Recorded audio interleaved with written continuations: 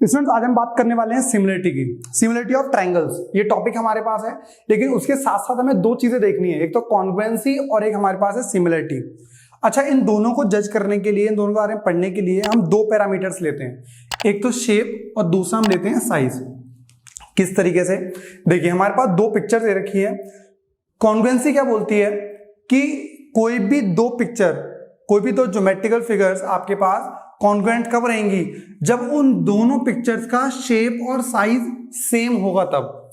मतलब आपके पास एक लाइन ये है और एक लाइन ये है, दोनों की यदि लेंथ सेम है तो मतलब कि वो दोनों लाइन कॉन्ग्रुएंट हैं। एक सर्कल है और एक दूसरा भी सर्कल है, दोनों हमारे पास कॉन्ग्रुएंट तब रहेंगे जब दोनों की शेप तो दोनों सर्कल है और दोनों का साइज भी सेम है। तो मतलब शेप और साइज जब दोनों बराबर होंगे तब वो कॉन्ग्रुएंट हो जाएंगे। सिमिलरिटी क्या बोलती है?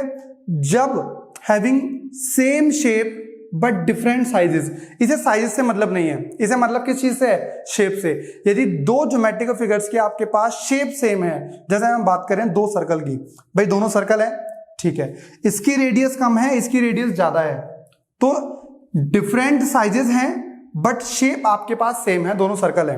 भाई दो लाइन सेगमेंट्स हमने लिए हैं और दो लाइन सेगमेंट में इसकी लेंथ कम है, इसकी लेंथ ज्यादा है, लेकिन दोनों लाइन सेगमेंट है, तो हमारे पास शेप तो हो गई सेम बट साइज डिफरेंट। हम बात करते हैं दो स्क्वायर की, दोनों स्क्वायर हैं, शेप तो सेम है बट साइज सेम नहीं है। मतलब कि शॉर्ट में हम ये कह सकते हैं कंक्लूजन के तौर पे कि कॉन्ग्रुएंसी के लिए आपके पास शेप और साइज दोनों सेम होना चाहिए, और सिमिलरिटी के लिए आप कह सकते हो कि सिर्फ शेप सेम रहे बट साइज हमेशा बराबर होना जरूरी नहीं रहता है।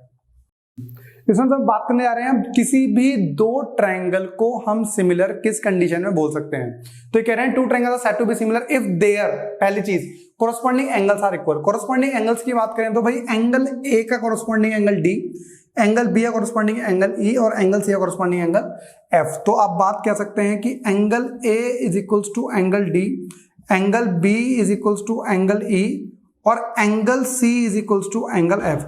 मतलब हमारे पास ये दोनों ट्रायंगल के कोरस्पॉन्डिंग एंगल्स हमारे पास इक्वल हो चुके हैं। Next, corresponding sides are proportional. Corresponding sides proportional होनी चाहिए। कैसे? भाई ए बी जो आपके पास है वो प्रोपोर्शनल होनी चाहिए डीई के। और आपको पता होगा कि जब कभी भी हम प्रोपोर्शनल का साइन हटाते हैं तो एक कांस्टेंट यूज करते हैं, तो A B is equal to K times of DE. D को नीचे ले आइए तो A B upon DE is equals to K. तो पहली कंडीशन तो ये आ गई भाई।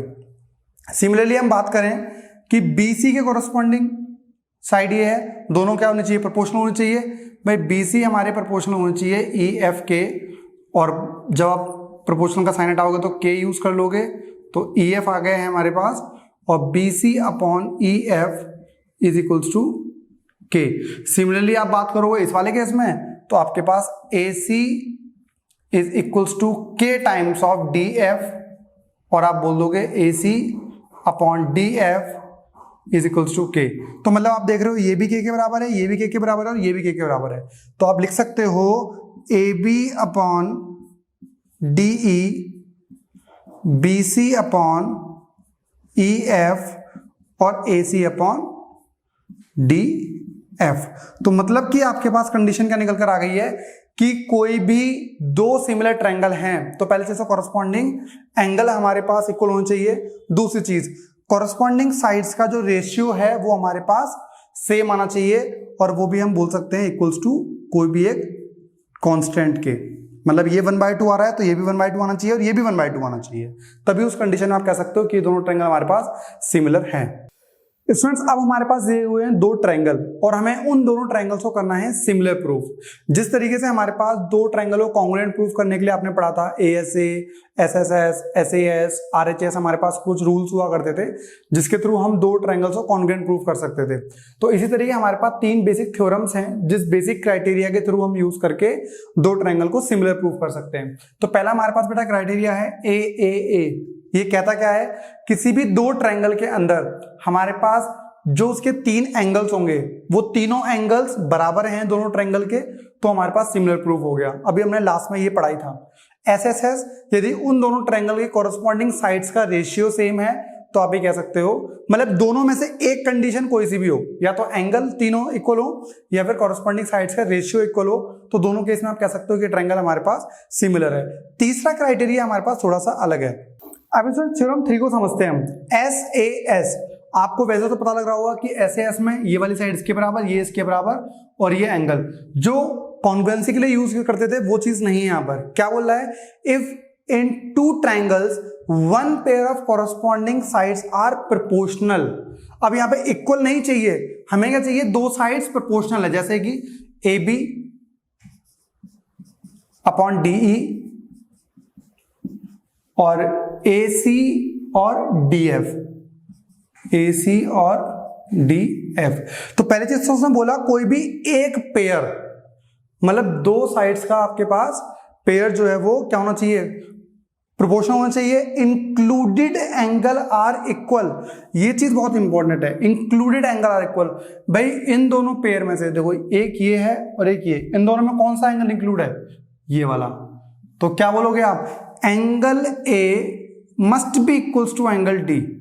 ये वाला चीज हमारे पास है, तो एस ए एस, मतलब दो साइड्स हमारे पास प्रोपोर्शनल होनी चाहिए और उन दोनों के बीच में हमारे पास जो एंगल है वो इक्वल होने चाहिए। तो उससे क्या हो जाएगा, triangle A B C is similar to triangle D E F. Condition समझ में आई, मतलब साइड्स में इक्वल नहीं चाहिए, प्रोपोर्शनल सेम होना चाहिए बस। तो उससे भी आप ये चीज कर सकते हो कि हमारी दोनों साइड्स हमारे पास दोनों ट्रायंगल सिमिलर प्रूफ कर चुके हैं। अब स्टूडेंट्स हमारे पास दो एग्जांपल दिए हुए हैं और इन दोनों एग्जांपल्स में हमें ये देखना है कि ये दोनों ट्रायंगल सिमिलर हैं या फिर नहीं। अब जैसे हम बात करते हैं इस ट्रायंगल और इस ट्रायंगल की। अच्छा देखिए, एंगल M और एंगल P हमारे पास दोनों 70-70 हैं, ठीक है। पहली चीज 3.5 का डबल कितना होता है भाई, 7, और 5 का डबल कितना होता है, 10, मतलब रेशियो आपका लगभग सेम आ रहा है। चेक करें एक बार, MN कॉरस्पॉन्डिंग साइड PQ और ML कॉरस्पॉन्डिंग साइड PR। भाई ये निकालें तो कितना आएगा, 3.5/7 और ये आएगा 5/10। डिवाइड करेंगे तो 1/2 और डिवाइड करेंगे तो 1/2। मतलब कि भाई इन दोनों का रेशियो क्या हो गया है, सेम। दूसरी चीज हम बात करें, एंगल M बराबर है एंगल P के, ईच 70 डिग्री। तो ये वाली चीज आ गई हमारे पास। अब क्या ले सकते हैं हम, दो साइड्स के रेशियो और बीच का एंगल। तो हमारे पास क्या होगा, triangle MNL is similar to triangle PQR। मतलब आपको दोनों साइड्स बराबर नहीं होनी चाहिए, सिर्फ रेशियो बराबर होगा तब भी आप इसे सिमिलरिटी प्रूव कर सकते हैं। सेकंड की बात करें तो भाई इसमें हमारे पास कोई भी एंगल नहीं दिया हुआ, तो दो थ्योरम में तो आपका एंगल था, चाहे SAS हो चाहे AAA हो। लेकिन इसकी बात करें हम, इसमें क्या आ रहा है भाई, दूसरी हमारे पास थ्योरम थी SSS, corresponding sides 2.7 divide by 5.4। ये हमारे पास 2 आ गया, 1/2 आ गया, सॉरी 2/4 करोगे तो 1/2, 3 करोगे तो तब भी 1/2 आ रहा है। तो क्या करके देखते हैं भैया, AB अपॉन DE निकालते हैं, वो कितना आएगा 2.7/5.4, डिवाइड करोगे तो 1/2 आ गया। यदि आप AC अपॉन DF निकालते हो तो वो कितना आएगा 3/6, ये 1/2 आ गया। यदि हम बात करते हैं BC बाय EF निकालते हो तो वो भी कितना आ रहा है भाई 2/4, ये भी 1/2 आ गया। तो मतलब आप ये कह सकते हो कि इन तीनों का जो रेशियो है वो क्या है, सेम है, जिसकी वजह से ट्रायंगल ABC इज सिमिलर हो चुका है ट्रायंगल DEF के। तो मतलब आपको वही तीनों थ्योरम्स को यूज करना है कि हमारे पास किसी भी दो ट्रायंगल को सिमिलर प्रूफ करते वक्त उन तीनों थ्योरम में से कौन सी थ्योरम यूज कर सकते हैं। अब बच्चों हमारे पास आ गया है क्वेश्चन नंबर 3। अब थोड़ा सा लेवल हम बढ़ा रहे हैं धीरे धीरे। पहली चीज तो क्या क्या दे रखी है वो आप एक बार देखिए, ACB जो ट्रायंगल है, ACB जो ट्रायंगल है APQ के सिमिलर है। अच्छा, जब कभी भी आपको गिवन, ये तो आपको दिया हुआ है, इसमें आप नोटिस किया करो, जो ट्रायंगल हम लिखते भी हैं या फिर जो दिया हुआ होता है उसके अंदर एक चीजें रहती हैं, भाई ए एंगल जो है वो दोनों के लिए हो गया, ये वाला एंगल ए यहाँ का, एक वाला एंगल आ का, ठीक है। सी बराबर होगा पी के, एंगल सी बराबर होगा एंगल पी के, और बी एंगल बराबर होगा क्यू के। पहली चीज तो ये, कभी भी कोई भी ट्रायंगल आपको सिमिलर दे रखा है तो आप इस चीज से यूज कर सकते हो। दूसरी चीज, अब ये दोनों ट्रायंगल सिमिलर हैं, अब दो ट्रायंगल आपके सिमिलर हैं तो क्या होता था, एक तो उनके कॉरेस्पॉन्डिंग एंगल इक्वल रहेंगे, दूसरी चीज कॉरेस्पॉन्डिंग साइड्स का रेशियो सेम रहेगा। अब कॉरेस्पॉन्डिंग साइड मतलब देखो ऐसे, पहली कॉरेस्पॉन्डिंग साइड क्या है, AC, यहां पर AP। तो गिवन क्या था आपको, ये वाली चीज थी, तो उसके वहां से क्या निकल गया, AC upon AP equals to, इसके बाद CB और PQ, CB upon PQ is equals to last वाले दोनों, तो AB अपॉन AQ। आप इस तरीके से इन चीजों को लिख सकते हो। क्या लिखोगे, पहले दोनों लोगे साइड के लिए AC और AP, फिर नेक्स्ट दोनों CB और PQ, फिर पहले और लास्ट वाले, ये चीज आ गई। तो इससे किसी भी दो ट्रायंगल को यदि आपको सिमिलर दे रखा है तो आप इस तरीके से इसको लिख सकते हो। अब देखते हैं क्या क्या गिवन है। हमें 8BC पता है, हमें BC हमें पता है, ठीक है। PQ पता है हमें, PQ हमको पता है, हमें BA पता है, BA कहाँ है, हमें ये पता है, और AP पता है हमें, और हमें ये पता है, ठीक है। हमें AC और AQ नहीं पता, तो एक काम करते हैं, इन दोनों को हम साथ में लिख लेते हैं। तो AC upon AP is equals to CB upon PQ, ठीक है भाई। AP को मल्टीप्लाई कर दो वहां पे, क्योंकि आपको AC निकालना है ना। AC is equals to BC upon PQ into AP, ठीक है भाई। BC की वैल्यू बताओ कितनी आ रही है, BC कितना है हमारे पास, BC हमारे पास है 8, AC is equals to 8 upon PQ कितना है हमारे पास 4 इंटू AP बताइए, AP हमारे पास है 2.8।